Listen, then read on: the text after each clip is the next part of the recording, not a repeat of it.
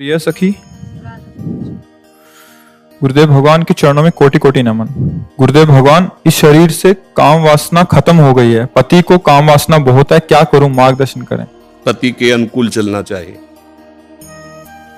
जब दो पाणी ग्रहण करते हैं पति और पत्नी, तो एक दूसरे को सहयोग करके मित्र भाव से चलाना चाहिए।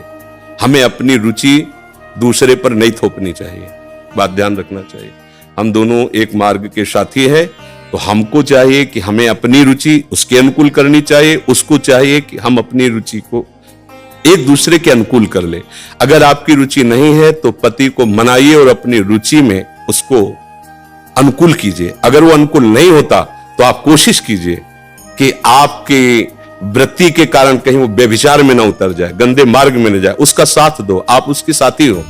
आपका ब्रह्मचर्य उतना महान नहीं होगा जितना पति की आराधना महान होगी। पति को एक मित्र है, मान लो हम कह रहे हो वो पति परमेश्वर होता है, ऐसा मत मानिए। तो एक मित्र है, हम दोनों मिलकर के संसार मार्ग में चलना, तो हमारी रुचि ही पूरी थोड़ी होती है, दोनों की रुचि मिलनी चाहिए। अगर दोनों रुचि, दोनों ब्रह्मचारी रहो। अगर एक की रुचि नहीं तो दूसरे को सपोर्ट करना चाहिए कि कहीं वो लड़खड़ा के गिर न जाए, उसका मार्ग न भ्रष्ट हो जाए। हम ये देखते हैं कि 4 दिन बाद पति पत्नी ऐसे तलाक, ये क्या है क्या?